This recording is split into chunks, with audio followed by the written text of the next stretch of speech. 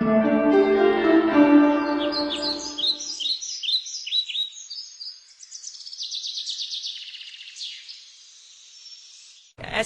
has been growing fast. Our forest certification has increased by 20% just in the last year, as has our chain of custody, fiber sourcing, and program participants.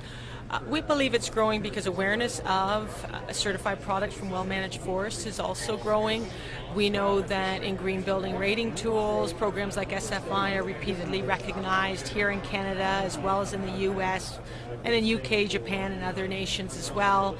And we feel that many large corporations, as part of their corporate social responsibility policies, are looking to source products, whether it's paper or solid wood products from well-managed forests, and SFI provides that.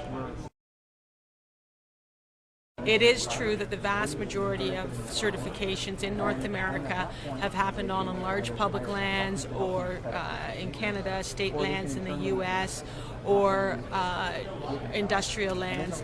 The family forest owner is challenged to get certified for various reasons. The cost of certification is significant.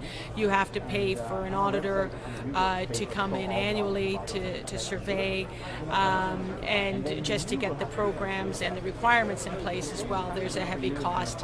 And so for some landowners who may only harvest twice in a lifetime, there really isn't a financial incentive to seek and maintain a certificate. So what our program does is it reaches out through our fiber sourcing certification to small landowners to let them know about their train loggers and where they can find certified train loggers, to look at prompt regeneration after harvest, special sites, wildlife habitat, etc. The American Tree Farm system is, through the American Forest Foundation, is one in the US that has created a small landowner standard.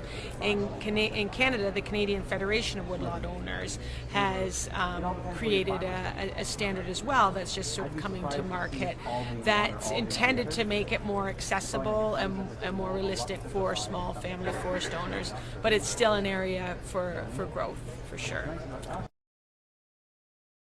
Our standard is different than the tree farm standard, for example, or the CFWO, CSA standard in Canada, and I think those differences can be rationalized based on the scale of the operations and the complexity of the operations. We recognize the American Tree Farm System standard because it's been endorsed by PEFC, an umbrella organization, and I know that the CSA small woodlot standard that the Canadian Federation Woodlot Owners is involved with are seeking PEFC endorsement, and when that happens, potentially as soon as later this year, we'll recognize them as well because they will have demonstrated they've met those integrity requirements. We believe that forest certification is a very positive thing. All of these certification standards look at economic, environmental, and social requirements. They looked at prompt regeneration, sustainable harvest levels, wildlife habitat, special sites of cultural or biological significance, and we think all of that's really important. But we haven't lost sight of the fact that only 10% of the world's forests are certified to any standard, and therefore we would like to spend our time getting people to embrace a certification to any of those standards, including SFI, and instead, and then after, focus on partnerships and ways to address some of the risks to forestry on the 90% that aren't certified. There's been different bodies of independent research that look at forest certification as well. In the U.S., the Yale School of Forestry, together with Roper, did a survey, and they looked at 2,000 U.S. consumers, and there 19% of the consumers surveyed recognized SFI, 12% recognized FSC.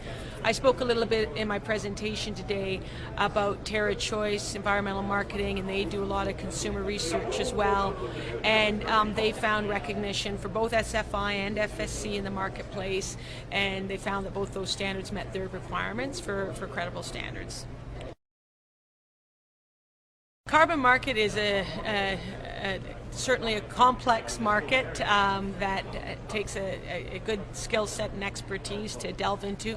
We did strike a carbon task force to help us as we revised our standard to look at the role of climate change and carbon, etc.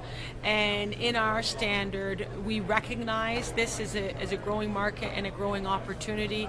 We'll likely do pilots in this very area in 2010 as we implement our revised standard. But right now, we don't say you shall calculate the net carbon storage in your forest. We believe that's an optional market for others to pursue if they want. But if there are synergies through working together, we'll test those through a pilot and see if we can make it more cost effective and easier for people to do that. I think the main challenge is it's work, right? You have to meet the standard, and in this day, that is a challenge for sure, to meet the requirements of our standard or other standards that are out there. The opportunity is green building rating programs increasingly recognize SFI, as do architects and builders and others, as a way of sourcing wood locally from your backyard that comes from a well-managed certified forest that builds your community and ensures healthy forests moving forward.